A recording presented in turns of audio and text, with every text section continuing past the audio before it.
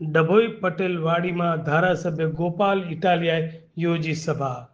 નવા ચૂંટાયેલા ધારાસભ્ય ગોપાલ ઇટાલિયાએ ભાજપ પર કર્યા આકરા પ્રહાર.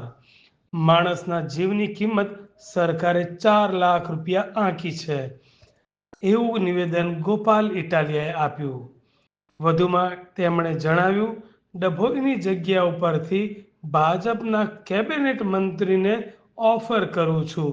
કેબિનેટ મંત્રીને ડાબા હાથે 2 લાફા મારવા દો, હું આપું 10 લાખ રૂપિયા. આવું ગોપાલ ઇટાલિયાએ પ્રસ્તાવ મૂક્યો. ભાજપના તમામ ધારાસભ્ય સર્કસના સિંહ છે, એવું ગોપાલ ઇટાલિયાએ જણાવ્યું. ધારાસભ્ય ગોપાલ ઇટાલિયાએ વધુમાં બોલતા જણાવ્યું હતું કે મંત્રીમંડળના વિસ્તરણને લઈને પણ સરકાર સ્થિર છે, પણ આ સરકારના મંત્રીઓ અસ્થિર છે.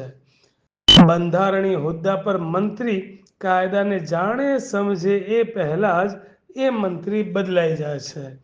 નવા પ્રદેશ પ્રમુખને લઈને પણ ગોપાલ ઇટાલિયાએ મહત્વનું નિવેદન આપ્યું. પ્રદેશ પ્રમુખ બદલાવાથી હપ્તાખોરીનો રેટ પણ બદલાશે.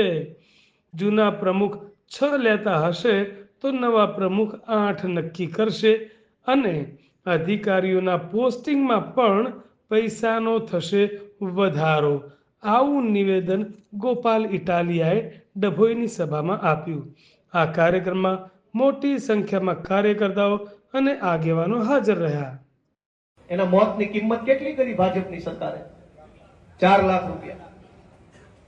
હરણીકાંડ થયો, બોટ ઊંધી પડી, છોકરાઓ ગુજરી ગયા, મોતની કિંમત 4 લાખ. રાજકોટમાં અગ્નિકાંડ થયો, અનેક લોકો અગ્નિકાંડમાં ગુજરી ગયા, મોતની કિંમત 4 લાખ. અનેક દુર્ઘટના, લઠ્ઠાકાંડ થયો બરવાળામાં, બોટાદ પાસે 100 લોકો ગુજરી ગયા, મોતની કિંમત 4 લાખ. ખેડા પાસે લઠ્ઠાકાંડ થયો, ભાજપના માણસે ઝેરી દારૂ પીવડાવી દીધો, લોકો ગુજરી ગયા. જે ગુજરી ગયા એને 4 લાખ વળતર. તમે દિલ ઉપર હાથ રાખીને વિચારો કે ગરીબમાં ગરીબ પરિવારનો માણસ હોય તો એના મોતની કિંમત 4 લાખ રૂપિયા હોય. ગમે એવો ગરીબ માણસ હોય એના જીવની કોઈ કિંમત આ ભારત દેશમાં કોઈ કરી ન શકે. એ માણસનું મહત્વ જેટલું બધું છે. એના બદલે આપણા બધાના જીવનની કિંમત 4 લાખ નક્કી થઈ છે. જે લઠ્ઠાકાંડમાં ગુજરે, એક્સિડન્ટમાં ગુજરે, અગ્નિકાંડમાં ગુજરે, આ કાંડમાં ગુજરે, તરત કલાકમાં ગાંધીનગરથી જાહેરાત થાય કે તમામ મૃતકોના પરિવારને 4-4 લાખ આપવામાં આવશે.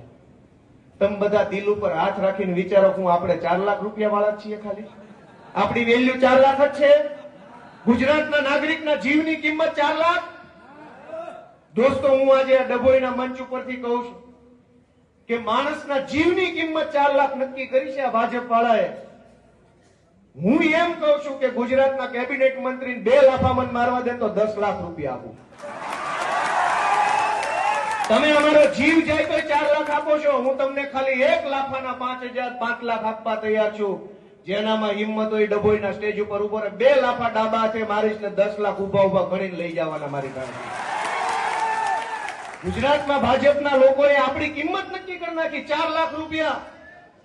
દોસ્તો, મને તો એટલી બધી અંદરથી પીડા થાય છે કે તમે શું સમજો છો અમને? અમે અમારા જીવની કિંમત 4 લાખ. અમારા જીવ કરતા તો તમે દોસ્તો, મેં કીધું એમ આવી જાય એક વખત, 2 લાફા ડાબા હાથે મારો અને 10 લાખ રૂપિયા ગણી લેવાના. એક નોટ ઓછી નીકળે તો રાજકારણ મૂકી દેવું છે. સમજે છે હું આ લોકો આપણને? આ લોકો આપણને હું સમજે છે? તમે વિચારો કે તમને બધાને હું સમજે છે ભાજપ વાળા? હું કઈક કોઈ અજાણ્યો માણસ રોડ રસ્તા ઉપર આપણને હામો મળે બહુ ટણી કરતો હોય આપણે નથી પૂછતા, ભાઈ તું શું પૂછે છે? નથી પૂછતા. આ ભાજપ વાળા આપણને હું સમજે છે? અમને અત્યારે સાંભળ્યા. ગોપાલભાઈ, જે રીતે હવે મંત્રીમંડળનું વિસ્તરણની વાત ભાજપ કરી રહ્યું છે, સરકાર કરી રહી છે, તો હવે આગામી સમયમાં હવે નવા ચહેરા આવશે. આમ આદમી પાર્ટીને કેટલું નુકસાન થશે, કોંગ્રેસને કેટલું નુકસાન? પહેલી વાત તો એ છે કે ગુજરાતમાં ભાજપે મંત્રીમંડળ જે એક બંધારણીય હોદ્દો છે કેબિનેટ મંત્રી હોવું, એ મંત્રીમંડળને સંગીત ખુરશીની રમત બનાવી દીધી છે. દર 1.5 વર્ષે નવા મંત્રી આવી જાય, દર 1.5 વર્ષે હજુ તો મંત્રી પોતે પોતાના વિભાગને સમજે, વિભાગના વિષયોને જાણે, 5 પ્રોસેસ, 5 કાર્યવાહી, 5 કાયદા જાણે એ પહેલાં તો નવો મંત્રી આવી જાય છે. એનો અર્થ એ થયો કે સરકાર સ્થિર છે પણ મંત્રી અસ્થિર છે, અને મંત્રી અસ્થિર હશે તો જનતાએ આશા કોની પાસે રાખવાની? એટલે આ મંત્રીમંડળની સંગીત ખુરશીની રમત છે, એનાથી આમ આદમી પાર્ટીને તો કંઈ ફાયદો કે નુકસાન નથી, પણ જનતાનું બહુ મોટું નુકસાન જઈ રહ્યું છે. જે મંત્રી 5 વર્ષ સુધી એક ખુરશી પર બેસે તો પોતાના વિષયને, પોતાના વિભાગને, પોતાના કામને સારી રીતે સમજી શકે. દર 1.5 વર્ષે મંત્રી બદલે છે, એનો અર્થ એ થયો કે ભાજપને પોતાના જ મંત્રી ઉપર વિશ્વાસ નથી, એટલે એ અખતરા કરે છે. ચૂંટણી આવી રહી છે ત્યારે આમ આદમી પાર્ટી જિલ્લા પંચાયતમાં પોતાના ઉમેદવારો ઉતારશે ખરી? આમ આદમી પાર્ટી આખા ગુજરાતમાં સ્થાનિક સ્વરાજ્યની ચૂંટણીમાં એકલા હાથે જનતાની સાથે રાખી અને ઉમેદવારો ઉતારવાની છે, અને ગુજરાતના ઇતિહાસમાં ન આવ્યું હોય એવડું મોટું પરિણામ સ્થાનિક સ્વરાજની ચૂંટણીમાં જનતા આમ આદમી પાર્ટીને આપવાની છે. હવે સી.આર. પાટીલ પર જગદીશભાઈ આવ્યા છે, કેવી રીતે તમે આ પ્રદેશ પ્રમુખને જોઈ રહ્યા છો ભાજપના, અને શું કહેશો? ભાજપના પ્રદેશ પ્રમુખ બદલાય એનાથી ખાલી હપ્તાની વધઘટ નક્કી થાય. કમલમમાં અગાઉ જે હપ્તો જતો હોય એનો રેટ ધારો કે 5 રૂપિયા હોય 1 ફૂટે એનેમાં, તો નવા પ્રમુખ નવો ભાવ નક્કી કરશે કે 4 લેવા કે 6 લેવા, બસ આટલો જ ફરક પડશે નવા પ્રમુખ આવવા. ધારો કે દારૂનો હપ્તો 1 લીટરે 3 રૂપિયા હોય કમલમનો, નવા પ્રમુખ 3.5 લેશે કે 2.5 લેશે એ નક્કી થશે. ધારો કે અધિકારીઓના પોસ્ટિંગ ટ્રાન્સફરની અંદર ભાવ 10 લાખ ચાલતો હોય તો નવા પ્રદેશ પ્રમુખ હવે 8 લાખ લેશે કે 11 લાખ લેશે. એટલે નવા પ્રમુખ આવવાથી આ જે કાંઈ હપ્તાઓ, કટકીઓ, કમિશનો છે એનો રેટમાં શું બદલાવ આવે છે તો હવે પછી જ ખબર પડે.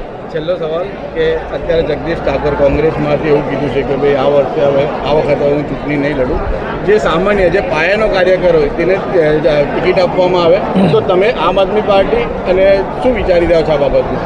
એમાં અમારે કોંગ્રેસ બાબતે કાંઈ વિચારવાનું નથી, કેમ કે કોંગ્રેસવાળા એનો પોતાના વિશે કાંઈ વિચારતા નથી. હવે એ નથી વિચારતા, અમારે શું વિચારવાનું? Thank you.